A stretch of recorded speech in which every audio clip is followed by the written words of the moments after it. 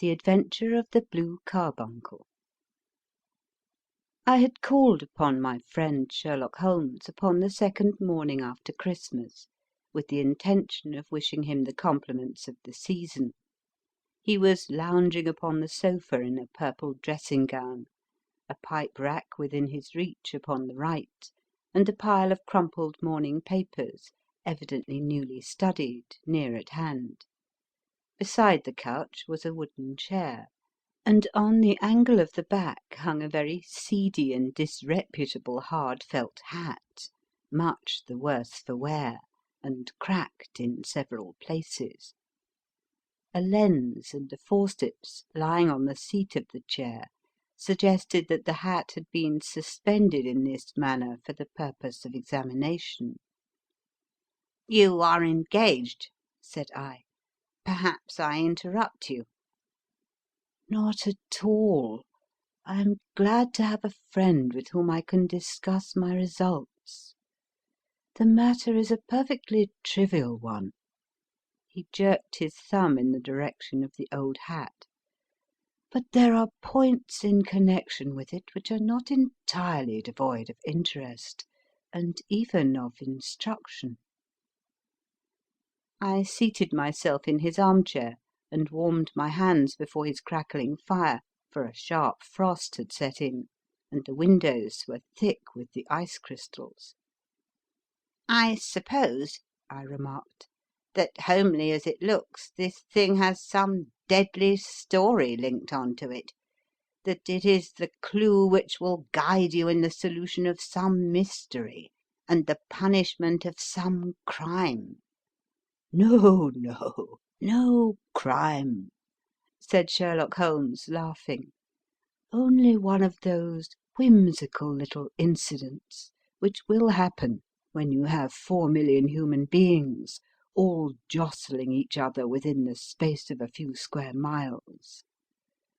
Amid the action and reaction of so dense a swarm of humanity, every possible combination of events may be expected to take place, and many a little problem will be presented which may be striking and bizarre without being criminal.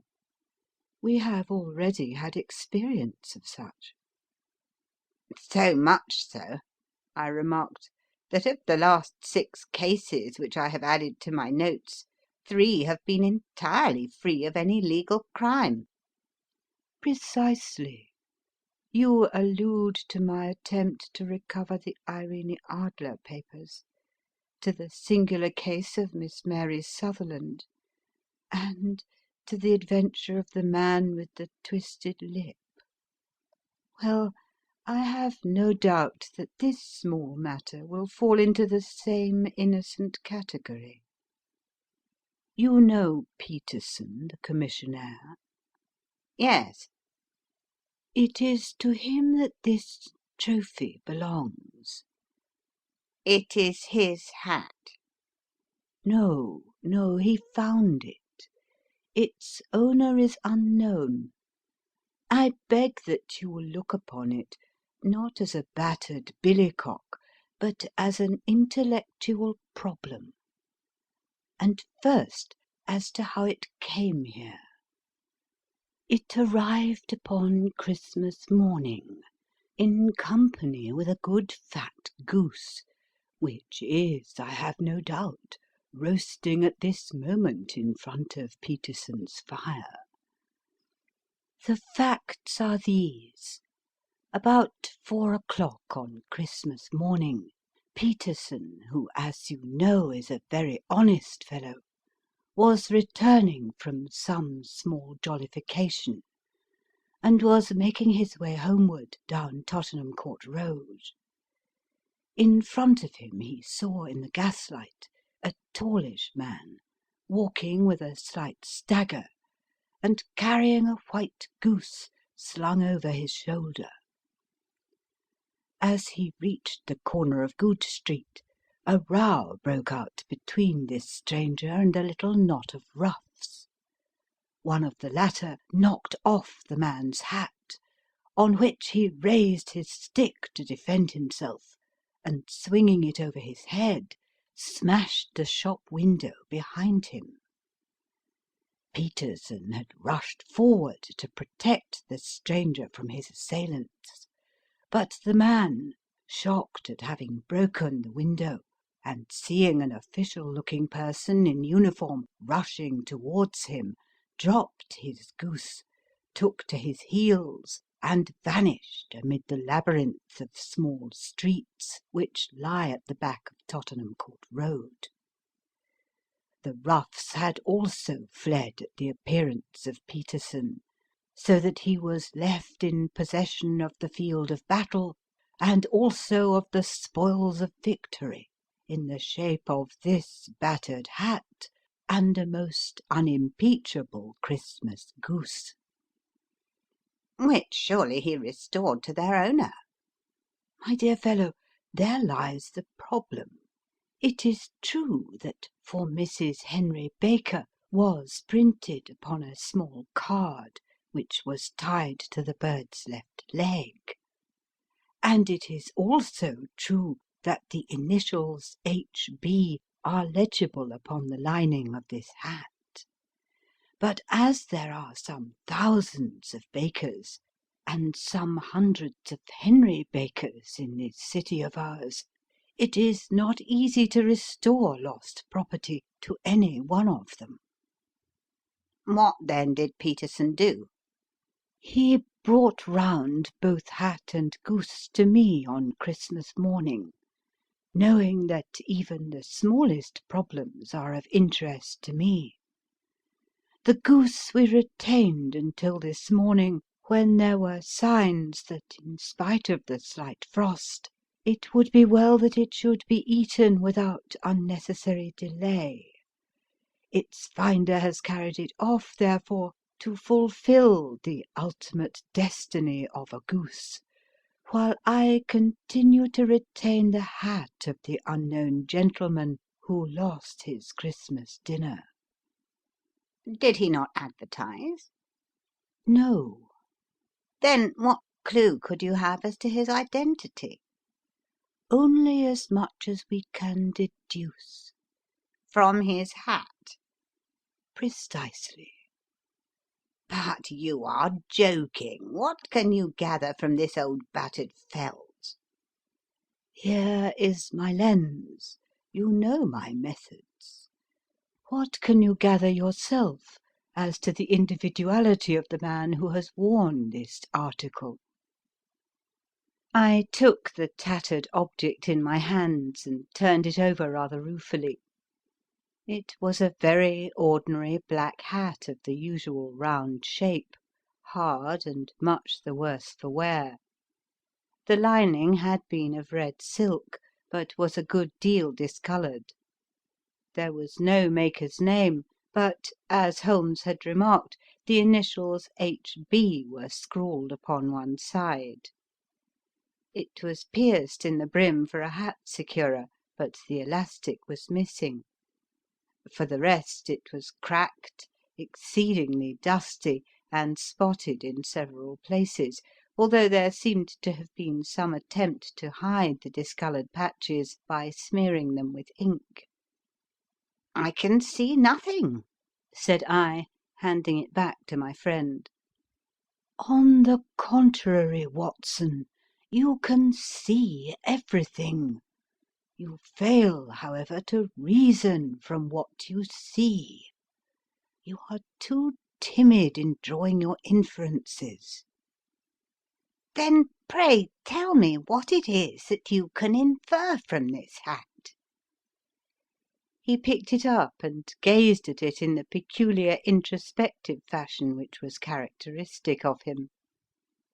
"It is perhaps less suggestive than it might have been," he remarked, "and yet there are a few inferences which are very distinct, and a few others which represent at least a strong balance of probability. That the man was highly intellectual is, of course, obvious upon the face of it, and also that he was fairly well to do within the last 3 years, although he has now fallen upon evil days. He had foresight, but has less now than formerly, pointing to a moral retrogression, which, when taken with the decline of his fortunes, seems to indicate some evil influence, probably drink, at work upon him. This may account also for the obvious fact that his wife has ceased to love him. My dear Holmes. He has, however, retained some degree of self-respect, he continued, disregarding my remonstrance. He is a man who leads a sedentary life, goes out little, is out of training entirely, is middle-aged, has grizzled hair, which he has had cut within the last few days, and which he anoints with lime cream. These are the more patent facts which are to be deduced from his hat. Also, by the way, that it is extremely improbable that he has gas laid on in his house. You are certainly joking, Holmes. Not in the least. Is it possible that even now, when I give you these results, you are unable to see how they are attained? I have no doubt that I am very stupid, but I must confess that I am unable to follow you. For example, how did you deduce that this man was intellectual? For answer, Holmes clapped the hat upon his head. It came right over the forehead and settled upon the bridge of his nose. "It is a question of cubic capacity," said he. "A man with so large a brain must have something in it." The decline of his fortunes, then? This hat is 3 years old. These flat brims curled at the edge came in then. It is a hat of the very best quality. Look at the band of ribbed silk and the excellent lining. If this man could afford to buy so expensive a hat 3 years ago, and has had no hat since, then he has assuredly gone down in the world. Well, that is clear enough, certainly. But how about the foresight and the moral retrogression? Sherlock Holmes laughed. "Here is the foresight," said he, putting his finger upon the little disc and loop of the hat securer. "They are never sold upon hats. If this man ordered one, it is a sign of a certain amount of foresight, since he went out of his way to take this precaution against the wind. But since we see that he has broken the elastic and has not troubled to replace it, it is obvious that he has less foresight now than formerly, which is a distinct proof of a weakening nature. On the other hand, he has endeavoured to conceal some of these stains upon the felt by daubing them with ink, which is a sign that he has not entirely lost his self-respect. Your reasoning is certainly plausible. The further points, that he is middle-aged, that his hair is grizzled, that it has been recently cut, and that he uses lime cream, are all to be gathered from a close examination of the lower part of the lining. The lens discloses a large number of hair ends, clean cut by the scissors of the barber. They all appear to be adhesive, and there is a distinct odour of lime cream. This dust, you will observe, is not the gritty, grey dust of the street, but the fluffy brown dust of the house, showing that it has been hung up indoors most of the time, while the marks of moisture upon the inside are proof positive that the wearer perspired very freely, and could therefore hardly be in the best of training." "But his wife? You said that she had ceased to love him." "This hat has not been brushed for weeks. When I see you, my dear Watson, with a week's accumulation of dust upon your hat, and when your wife allows you to go out in such a state, I shall fear that you also have been unfortunate enough to lose your wife's affection." "But he might be a bachelor." "Nay, he was bringing home the goose as a peace offering to his wife. Remember the card upon the bird's leg." "You have an answer to everything. But how on earth do you deduce that the gas is not laid on in his house?" "One tallow stain, or even two, might come by chance, but when I see no less than five, I think that there can be little doubt that the individual must be brought into frequent contact with burning tallow. Walks upstairs at night, probably with his hat in one hand and a guttering candle in the other. Anyhow, he never got tallow stains from a gas jet. Are you satisfied?" "Well, it is very ingenious," said I, laughing. "But since, as you said just now, there has been no crime committed, and no harm done save the loss of a goose, all this seems to be rather a waste of energy."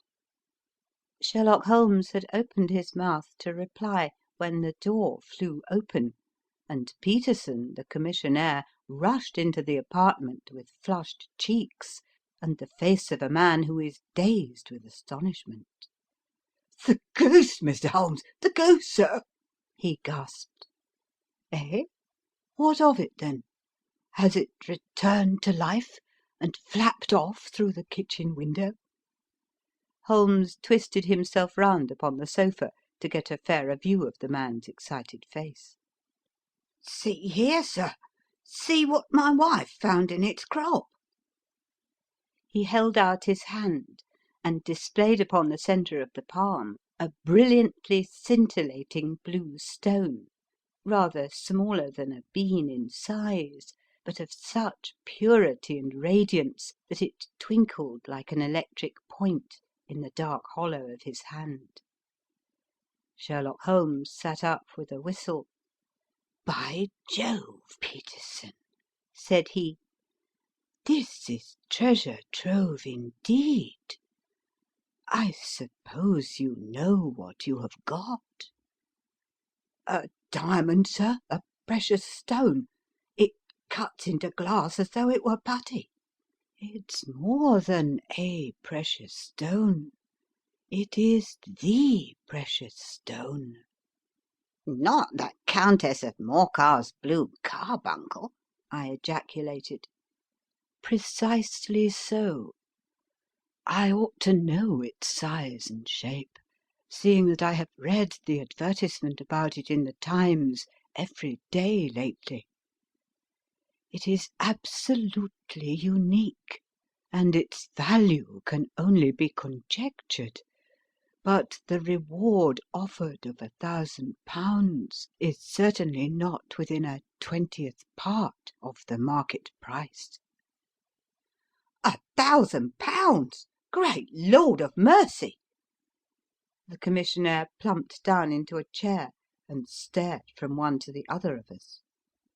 "That is the reward, and I have reason to know that there are sentimental considerations in the background which would induce the Countess to part with half her fortune if she could but recover the gem." "It was lost, if I remember aright, at the Hotel Cosmopolitan," I remarked. "Precisely so, on December 22nd, just 5 days ago. John Horner, a plumber, was accused of having abstracted it from the lady's jewel case. The evidence against him was so strong that the case has been referred to the assizes. I have some account of the matter here, I believe." He rummaged amid his newspapers, glancing over the dates, until at last he smoothed one out, doubled it over, and read the following paragraph: "Hotel Cosmopolitan Jewel Robbery.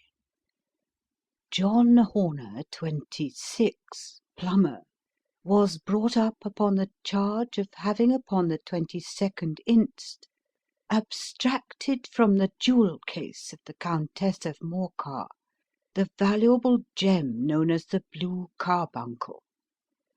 James Ryder, upper attendant at the hotel, gave his evidence to the effect that he had shown Horner up to the dressing-room of the Countess of Morcar upon the day of the robbery, in order that he might solder the second bar of the grate, which was loose.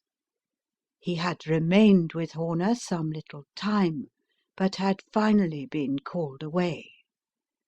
On returning, he found that Horner had disappeared, that the bureau had been forced open, and that the small morocco casket, in which, as it afterwards transpired, the Countess was accustomed to keep her jewel, was lying empty upon the dressing-table.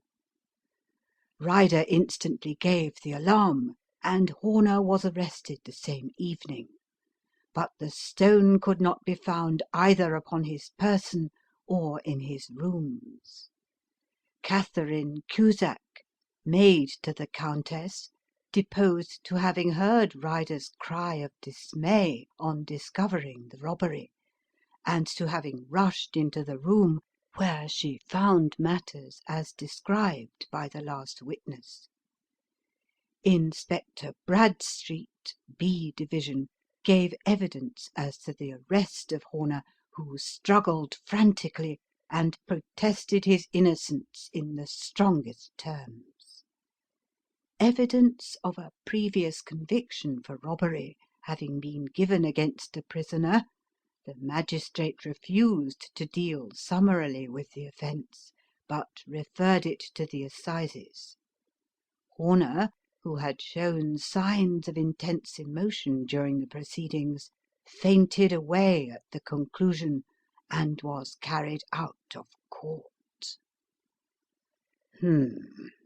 "So much for the police court," said Holmes thoughtfully, tossing aside the paper. "The question for us now to solve is the sequence of events leading from a rifled jewel case at one end to the crop of a goose in Tottenham Court Road at the other. You see, Watson, our little deductions have suddenly assumed a much more important and less innocent aspect. Here is the stone came from the goose, and the goose came from Mr. Henry Baker, the gentleman with the bad hat, and all the other characteristics with which I have bored you. So now we must set ourselves very seriously to finding this gentleman and ascertaining what part he has played in this little mystery. To do this we must try the simplest means first, and these lie undoubtedly in an advertisement in all the evening papers. If this fail, I shall have recourse to other methods." What will you say?" "Give me a pencil and that slip of paper.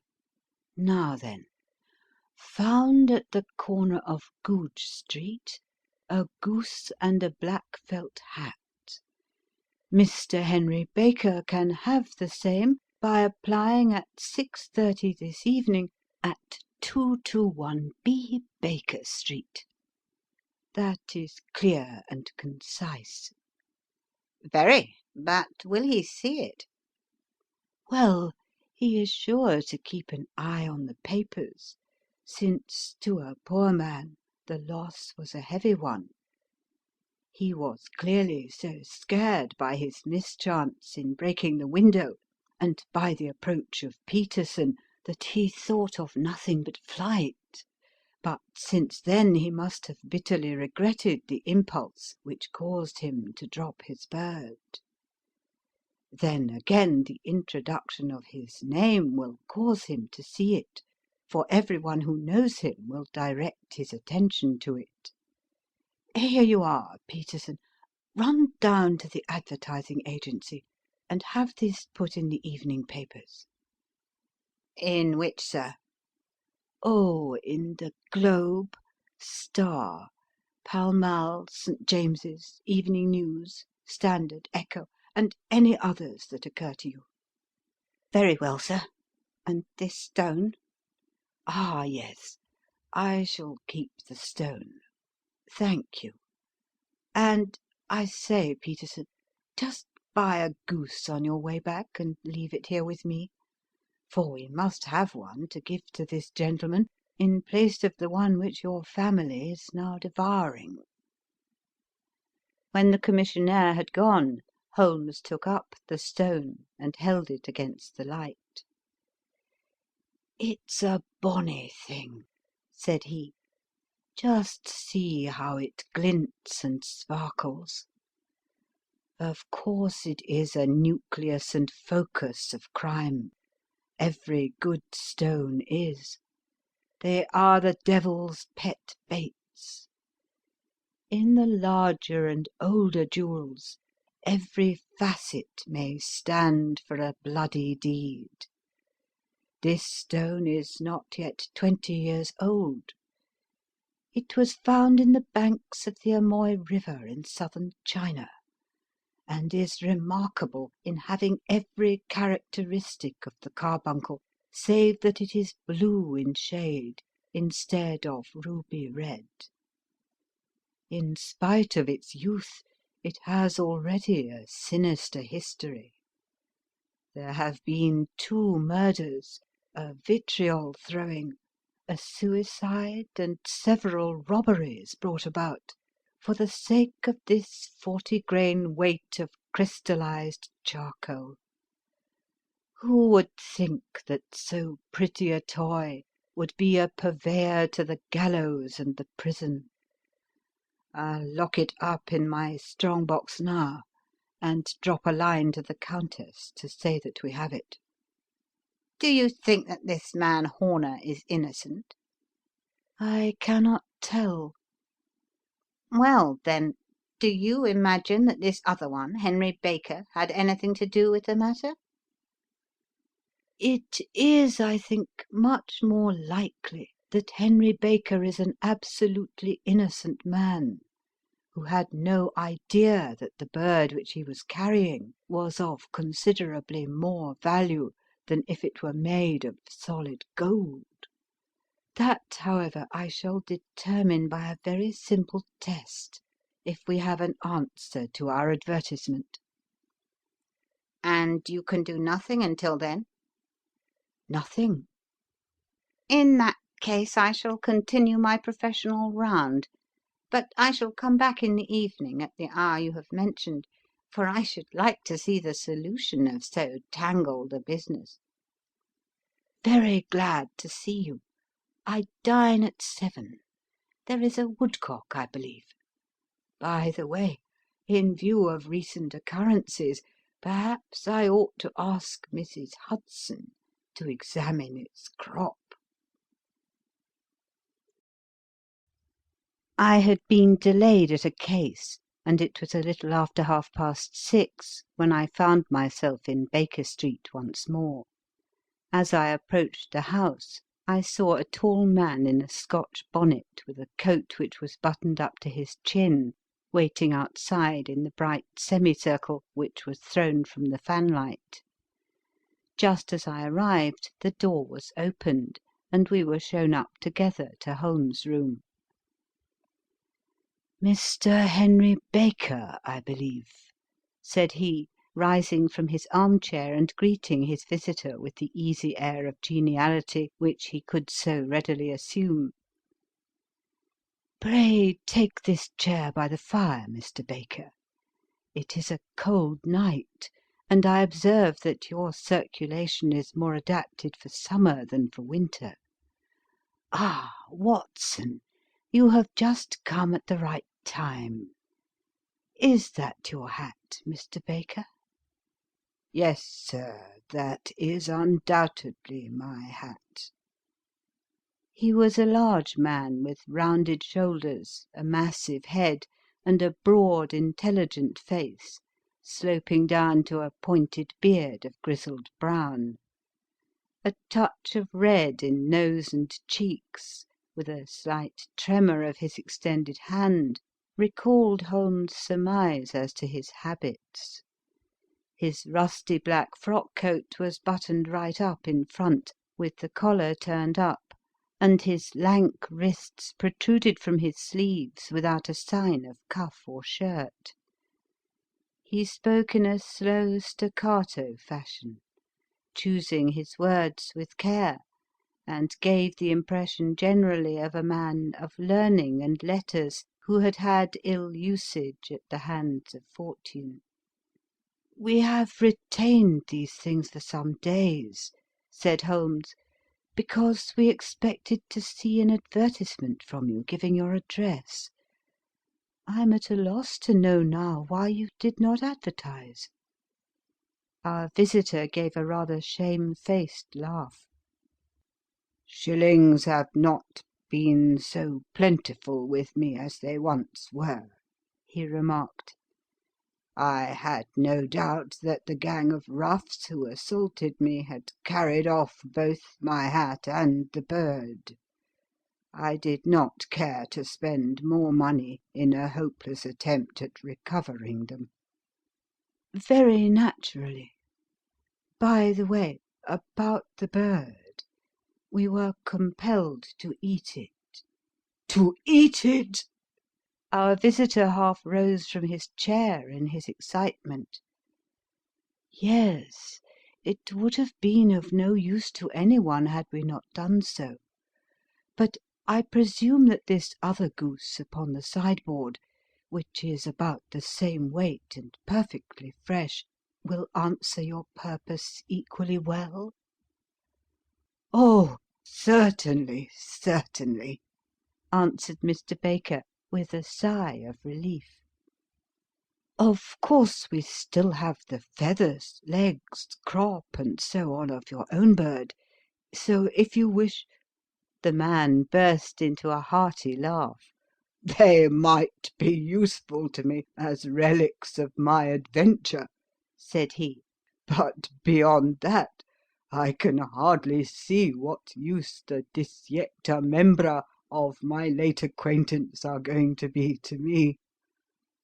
No, sir, I think that, with your permission, I will confine my attentions to the excellent bird which I perceive upon the sideboard. Sherlock Holmes glanced sharply across at me with a slight shrug of his shoulders. "There is your hat, then, and there your bird," said he. "By the way, would it bore you to tell me where you got the other one from? I am somewhat of a fowl fancier, and I have seldom seen a better grown goose." Certainly, sir, said Baker, who had risen and tucked his newly gained property under his arm. "There are a few of us who frequent the Alpha Inn near the museum. We are to be found in the museum itself during the day, you understand. This year our good host, Windigate by name, instituted a goose club, by which, on consideration of some few pence every week, we were each to receive a bird at Christmas. My pence were duly paid, and the rest is familiar to you. I am much indebted to you, sir, for a Scotch bonnet is fitted neither to my years nor my gravity." With a comical pomposity of manner, he bowed solemnly to both of us, and strode off upon his way. "So much for Mr. Henry Baker," said Holmes, when he had closed the door behind him. "It is quite certain that he knows nothing whatever about the matter. Are you hungry, Watson? Not particularly. Then I suggest that we turn our dinner into a supper, and follow up this clue while it is still hot. By all means. It was a bitter night, so we drew on our ulsters and wrapped cravats about our throats. Outside the stars were shining coldly in a cloudless sky, and the breath of the passers-by blew out into smoke like so many pistol shots. Our footfalls rang out crisply and loudly as we swung through the Doctors' Quarter, Wimpole Street, Harley Street, and so through Wigmore Street into Oxford Street. In a quarter of an hour we were in Bloomsbury at the Alpha Inn, which is a small public house at the corner of one of the streets which runs down into Holborn. Holmes pushed open the door of the private bar and ordered 2 glasses of beer from the ruddy-faced, white-aproned landlord. "Your beer should be excellent if it is as good as your geese," said he. My geese? The man seemed surprised. "Yes, I was speaking only half an hour ago to Mr. Henry Baker, who was a member of your goose club." Oh, yes, I see. But you see, sir, them's not our geese. "Indeed? Whose, then?" Well, I got the 2 dozen from a salesman in Covent Garden. "Indeed, I know some of them. Which was it?" Breckenridge is his name. "Ah, I don't know him. Well, here's your good health, landlord, and prosperity to your house. Good night." Now for Mr. Breckenridge," he continued, buttoning up his coat as we came out into the frosty air. "Remember, Watson, that though we have so homely a thing as a goose at one end of this chain, we have at the other a man who will certainly get 7 years' penal servitude unless we can establish his innocence. It is possible that our inquiry may but confirm his guilt, but in any case we have a line of investigation which has been missed by the police, and which a singular chance has placed in our hands. Let us follow it out to the bitter end. Faces to the south, then, and quick march." We passed across Holborn, down Endell Street, and so through a zigzag of slums to Covent Garden Market. One of the largest stalls bore the name of Breckenridge upon it, and the proprietor, a horsey looking man with a sharp face and trim side whiskers, was helping a boy to put up the shutters. "Good evening. It's a cold night," said Holmes. The salesman nodded and shot a questioning glance at my companion. "Sold out of geese, I see," continued Holmes, pointing at the bare slabs of marble. Let you have 500 tomorrow morning. "That's no good." Well, there are some on the stall with the gas flare. "Ah, but I was recommended to you." Who by? "The landlord of the Alpha." Oh, yes, I sent him a couple of dozen. "Fine birds they were, too. Now, where did you get them from?" To my surprise, the question provoked a burst of anger from the salesman. Now then, mister, said he, with his head cocked and his arms akimbo, what are you driving at? Let's have it straight now. "It is straight enough. I should like to know who sold you the geese which you supplied to the Alpha." Well, then I shan't tell you. So now." "Oh, it is a matter of no importance, but I don't know why you should be so warm over such a trifle." Warm? You'd be as warm, maybe, if you were as pestered as I am. When I pay good money for a good article, there should be an end of the business, but it's, where are the geese, and who did you sell the geese to, and what will you take for the geese? One would think they were the only geese in the world to hear the fuss that is made over them." "Well, I have no connection with any other people who have been making inquiries," said Holmes carelessly. "If you won't tell us, the bet is off, that is all. But I'm always ready to back my opinion on a matter of fowls, and I have a fiver on it that the bird I ate is country bred." "Well, then, you've lost your fiver, for it's town bred," snapped the salesman. "It's nothing of the kind." "I say it is." "I don't believe it." "Do you think you know more about fowls than I, who have handled them ever since I was a nipper? I tell you, all those birds that went to the Alpha were town bred." "You'll never persuade me to believe that." "Will you bet, then?"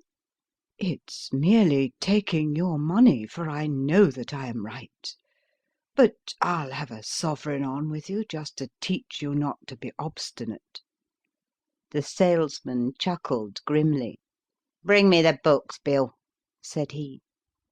The small boy brought round a small thin volume and a great greasy-backed one, laying them out together beneath the hanging lamp. "Now then, Mr. Cocksure," said the salesman, "I thought that I was out of geese, but before I finish you'll find that there is still one left in my shop. You see this little book?" "Well?" "That's the list of the folk from whom I buy. D'ye see? Well, then, here on this page are the country folk, and the numbers after their names are where their accounts are in the big ledger. Now then, you see this other page in red ink? Well, that is a list of my town suppliers. Now look at that third name. Just read it out to me." "Mrs. Oakshott, 117 Brixton Road, 249," read Holmes. "Quite so. Now turn that up in the ledger." Holmes turned to the page indicated. "Here you are. Mrs. Oakshott, 117 Brixton Road, egg and poultry supplier." Now then, what's the last entry?" "December 22nd, 24 geese at 7s. 6d." "Quite so. There you are. And underneath?" "Sold to Mr. Windigate of the Alpha at 12s." "What have you to say now?" Sherlock Holmes looked deeply chagrined. He drew a sovereign from his pocket and threw it down upon the slab, turning away with the air of a man whose disgust is too deep for words. A few yards off he stopped under a lamp-post and laughed in the hearty, noiseless fashion which was peculiar to him. "When you see a man with whiskers of that cut and the pink 'un protruding out of his pocket, you can always draw him by a bet," said he. "I dare say that if I had put £100 down in front of him, that man would not have given me such complete information as was drawn from him by the idea that he was doing me on a wager. Well, Watson, we are, I fancy, nearing the end of our quest, and the only point which remains to be determined is whether we should go on to this Mrs. Oakshott to-night, or whether we should reserve it for to-morrow. It is clear from what that surly fellow said that there are others beside ourselves who are anxious about the matter, and I should—" His remarks were suddenly cut short by a loud hubbub which broke out from the stall which we had just left. Turning round, we saw a little rat-faced fellow standing in the centre of the circle of yellow light which was thrown by the swinging lamp, while Breckenridge, the salesman, framed in the door of his stall, was shaking his fists fiercely at the cringing figure. "I've had enough of you and your geese," he shouted. "I wish you were all at the devil together. If you come pestering me any more with your silly talk, I'll set the dog at you. You bring Mrs. Oakshott here and I'll answer her. But what have you to do with it? Did I buy the geese off you?" "No, but one of them was mine all the same," whined the little man. "Well, then, ask Mrs. Oakshott for it." "She told me to ask you." "Well, you can ask the King of Prussia for all I care. I've had enough of it. Get out of this." He rushed fiercely forward, and the inquirer flitted away into the darkness. "Ha! This may save us a visit to Brixton Road," whispered Holmes.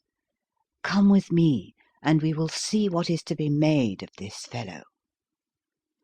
Striding through the scattered knots of people who lounged round the flaring stalls, my companion speedily overtook the little man and touched him upon the shoulder. He sprang round, and I could see in the gaslight that every vestige of colour had been driven from his face. "Who are you, then? What do you want?" he asked in a quavering voice. "You will excuse me," said Holmes blandly, "but I could not help overhearing the questions which you put to the salesman just now. I think that I could be of assistance to you." "You? Who are you? How could you know anything of the matter?" "My name is Sherlock Holmes. It is my business to know what other people don't know." "But you can know nothing of this." "Excuse me, I know everything of it. You are endeavouring to trace some geese which were sold by Mrs. Oakshott of Brixton Road to a salesman named Breckenridge, by him in turn to Mr. Windigate of the Alpha, and by him to his club, of which Mr. Henry Baker is a member." "Oh, sir, you are the very man whom I have longed to meet," cried the little fellow with outstretched hands and quivering fingers. "I can hardly explain to you how interested I am in this matter." Sherlock Holmes hailed a four-wheeler which was passing. "In that case we had better discuss it in a cosy room rather than in this wind-swept market-place," said he.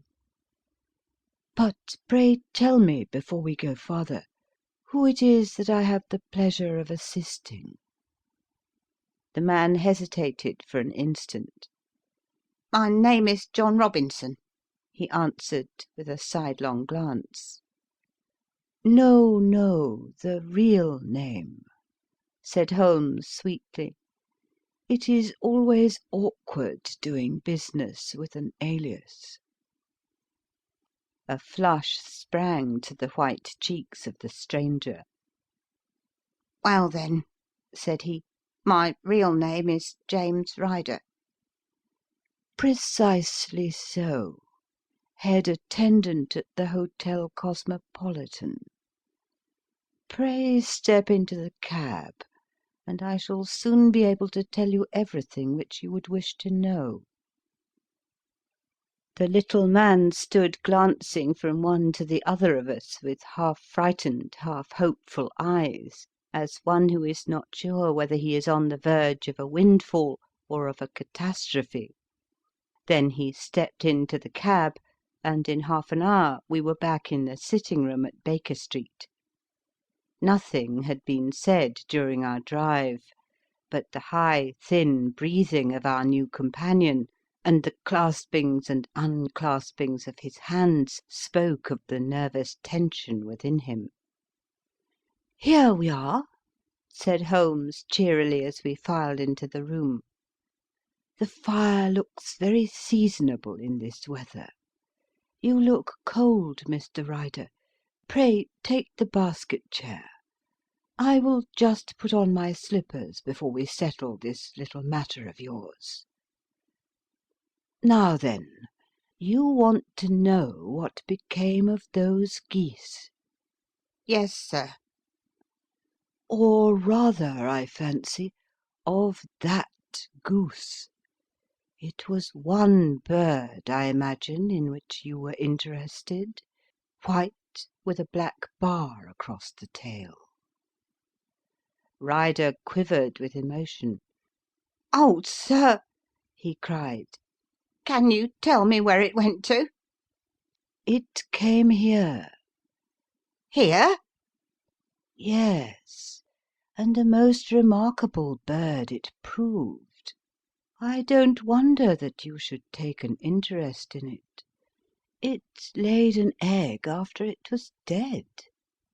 The bonniest, brightest little blue egg that ever was seen. I have it here in my museum." Our visitor staggered to his feet and clutched the mantelpiece with his right hand. Holmes unlocked his strong box and held up the blue carbuncle, which shone out like a star, with a cold, brilliant, many-pointed radiance. Ryder stood glaring with a drawn face, uncertain whether to claim or to disown it. "The game's up, Ryder," said Holmes quietly. "Hold up, man, or you'll be into the fire. Give him an arm back into his chair, Watson. He's not got blood enough to go in for felony with impunity. Give him a dash of brandy. So. Now he looks a little more human. What a shrimp it is, to be sure." For a moment he had staggered and nearly fallen, but the brandy brought a tinge of colour into his cheeks, and he sat staring with frightened eyes at his accuser. "I have almost every link in my hands, and all the proofs which I could possibly need, so there is little which you need tell me. Still, that little may as well be cleared up to make the case complete. You had heard, Ryder, of this blue stone of the Countess of Morcar's?" "It was Catherine Cusack who told me of it," said he in a crackling voice. "I see. Her ladyship's waiting maid. Well, the temptation of sudden wealth so easily acquired was too much for you, as it has been for better men before you. But you were not very scrupulous in the means you used. It seems to me, Ryder, that there is the making of a very pretty villain in you. You knew that this man Horner, the plumber, had been concerned in some such matter before, and that suspicion would rest the more readily upon him.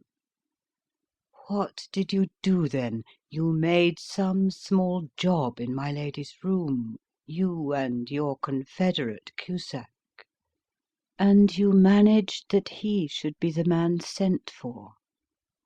Then, when he had left, you rifled the jewel case, raised the alarm, and had this unfortunate man arrested. You then—" Ryder threw himself down suddenly upon the rug and clutched at my companion's knees. "For God's sake, have mercy!" he shrieked. "Think of my father, of my mother. It would break their hearts. I never went wrong before. I never will again. I swear it. I'll swear it on a Bible. Oh, don't bring it into court. For Christ's sake, don't!" "Get back into your chair," said Holmes sternly. "It is very well to cringe and crawl now, but you thought little enough of this poor Horner in the dock for a crime of which he knew nothing." "I will fly, Mr. Holmes. I will leave the country, sir. Then the charge against him will break down." We will talk about that. And now let us hear a true account of the next act. How came the stone into the goose, and how came the goose into the open market? tell us the truth, for there lies your only hope of safety." Ryder passed his tongue over his parched lips. "I will tell you it just as it happened, sir," said he. "When Horner had been arrested, it seemed to me that it would be best for me to get away with the stone at once, for I did not know at what moment the police might not take it into their heads to search me and my room. There was no place about the hotel where it would be safe. I went out as if on some commission, and I made for my sister's house. She had married a man named Oakshott, and lived in Brixton Road, where she fattened fowls for the market. All the way there every man I met seemed to me to be a policeman or a detective, and for all that it was a cold night the sweat was pouring down my face before I came to the Brixton Road. My sister asked me what was the matter and why I was so pale, but I told her that I'd been upset by the jewel robbery at the hotel. Then I went into the backyard and smoked a pipe, and wondered what it would be best to do. I had a friend once called Maudsley who went to the bad and has just been serving his time in Pentonville. One day he had met me and fell into talk about the ways of thieves, and how they could get rid of what they stole. I knew that he would be true to me, for I knew one or two things about him. So I made up my mind to go right on to Kilburn, where he lived, and take him into my confidence. He would show me how to turn the stone into money, but how to get to him in safety. I thought of the agonies I had gone through in coming from the hotel. I might at any moment be seized and searched, and there would be the stone in my waistcoat pocket. I was leaning against the wall at the time and looking at the geese which were waddling about round my feet. And suddenly an idea came into my head which showed me how I could beat the best detective that ever lived. My sister had told me some weeks before that I might have the pick of her geese for a Christmas present, and I knew that she was always as good as her word.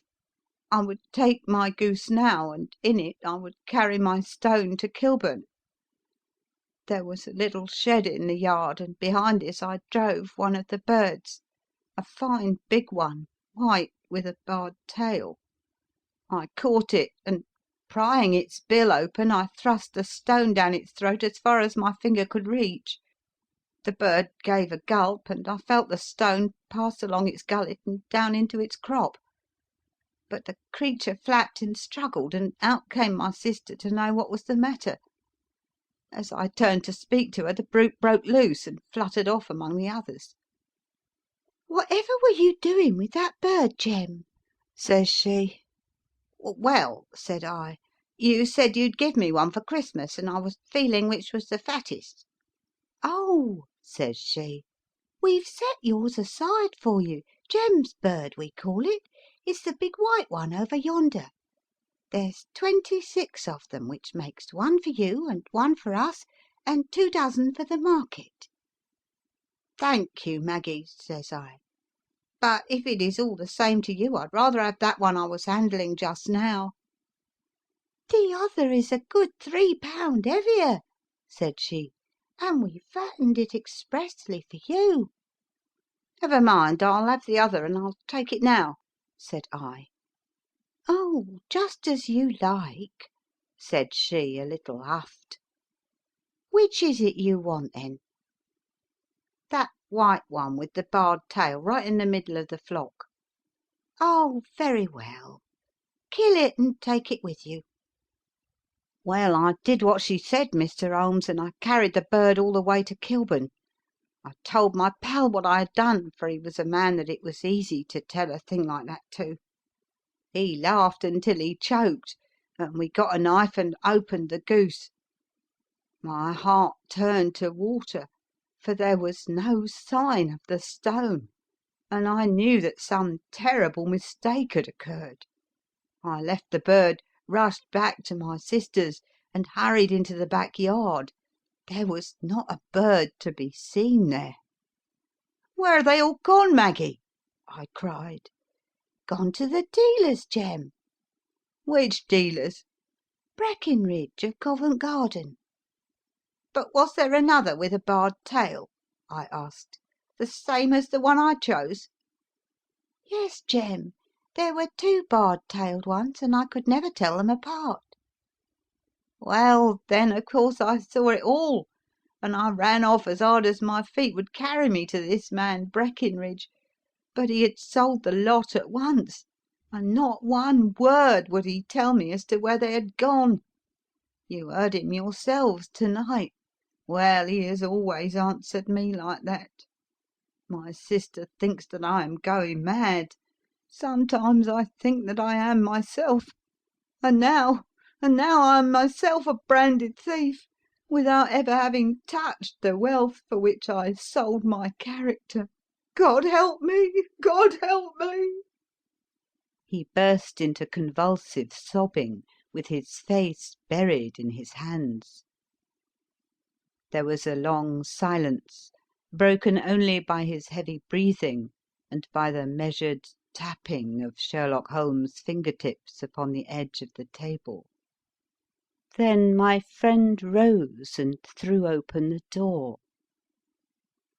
"Get out," said he. "What, sir? Oh, heaven bless you!" "No more words. Get out." And no more words were needed.